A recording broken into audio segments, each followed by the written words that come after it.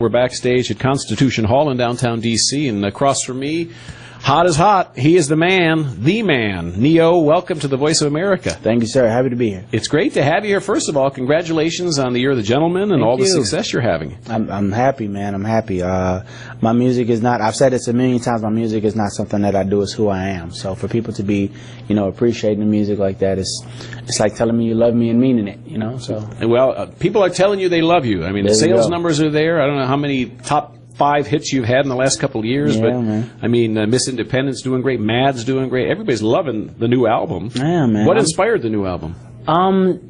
In a word, change, and I know that's been a word that's been thrown around a lot, since the start of this year, with Obama and everything, shout out to Obama, congratulations. But I feel like as an artist, I can't do the same thing over and over and over again. I'll get bored, and if I get bored, my fans are going to get bored, and then nobody's happy, so I took it upon myself to kind of just a little bit step out of my comfort zone,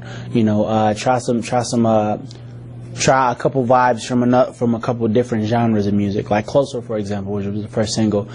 Very much a step to the left of what I normally do, you know what I mean? And it took people a minute to catch on. It took people a minute to get over the initial shock of this not being your typical NeYo sounding record. Mm-hmm. But once they did and realized that at the end of the day, be it a NeYo record or whatever, it's a good record, that's when people started, catching on to the music and realizing that at the end of the day, I am an artist and that I am going to always try to push the envelope to keep the music interesting for myself as well as my fans. And I heard that your mom influenced this album to a great extent. My mom had a lot of influence on songs like Mad, for example. That was a tidbit of information, a tidbit of advice that my mom gave me right around when I turned about 16, and she saw that I was, trying to get serious about a certain girl.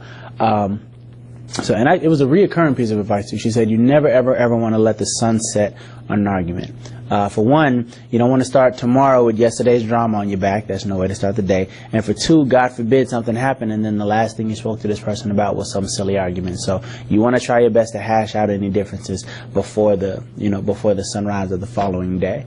And that's of course a lot easier said than done. Normally it takes a little bit of effort to get that to crack, but it's a very good piece of advice, if you can pull it off. And I also read where you kind of were influenced by the classic artists of the 40s and the 30s and the classy guys, Sammy Davis and Frank Sinatra, who couldn't take the stage without a tux on, which is why you posed with, a tux on the album. Very, very much so.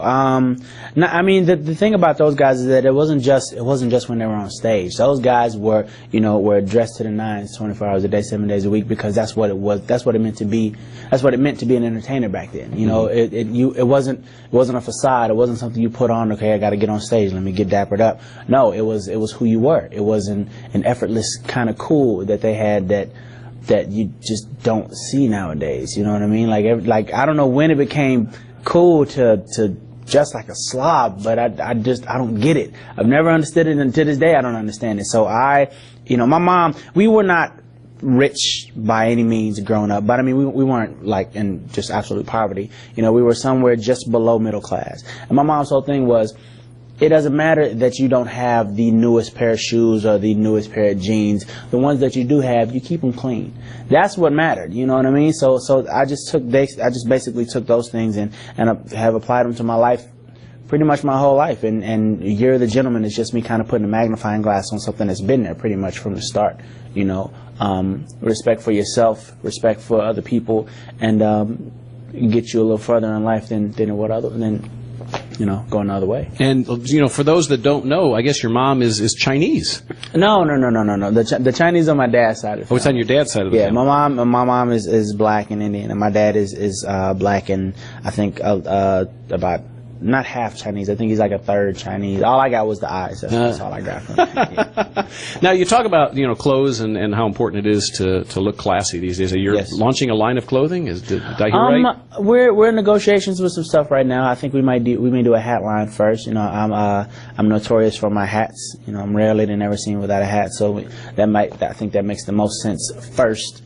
And then after that, we might do an upscale line. I think I want to do an upscale line and more of a sporty, urban line, just to show people. Cause I think one thing that got misconstrued with this album is that people started feeling like, okay, if I put on a suit and a tie, that makes me a gentleman.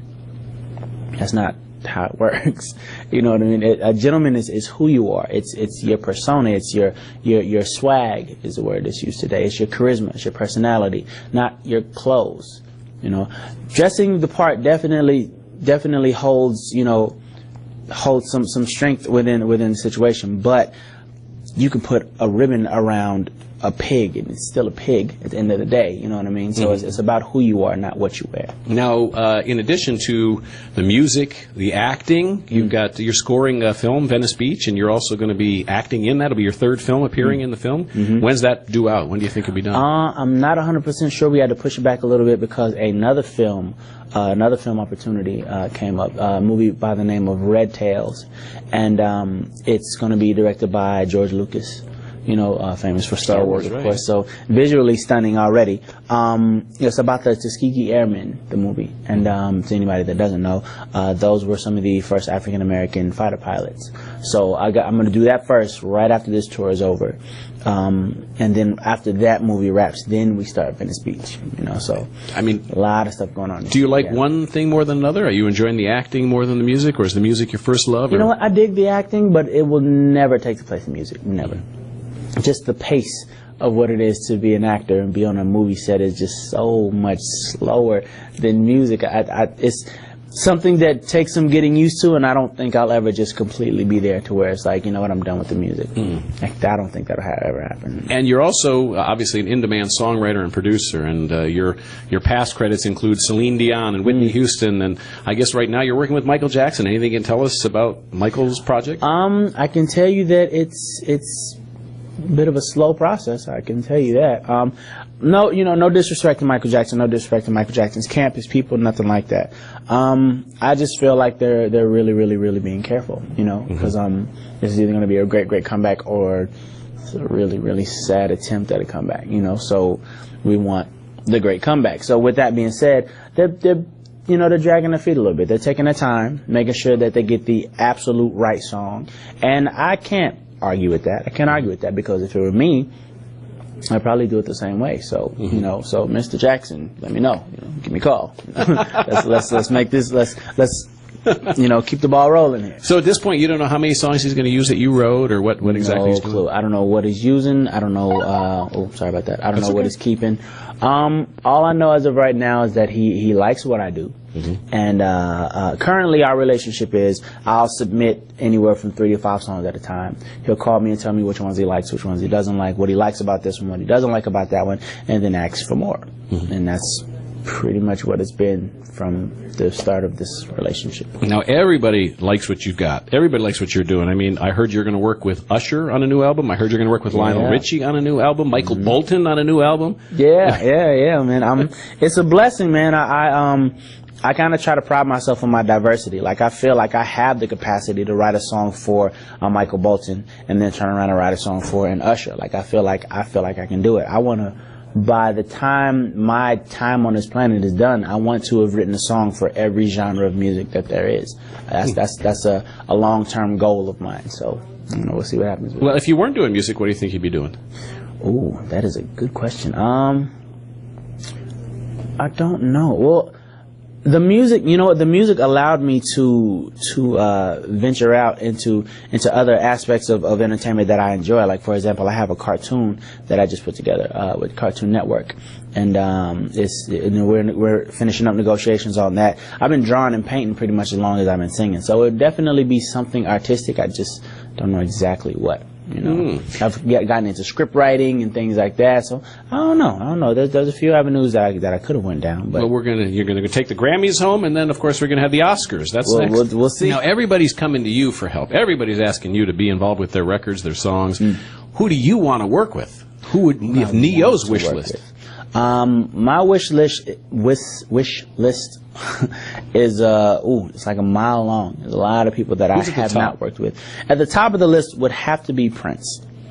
I am a huge Prince fan. I think that the man epitomizes what it is to be an artist, what it is to be a musician, what it is to be an entertainer. Like, Prince is the guy that can do it all. He can sing, he can dance, he can act, he can produce, he can direct, he can you name it. He can probably cook. I don't know. I don't know. But I'm saying, it seems like the man can do it all, and that's the kind of artist that I aspire to be. This is a guy that you throw any instrument in front of him, and he's going to pick it up and not only play it well, but play it well. You know what I mean? Like, and that's, I aspire to be that. I'm nowhere near that yet, but he's definitely, the bar that I place there. I'm trying to get there.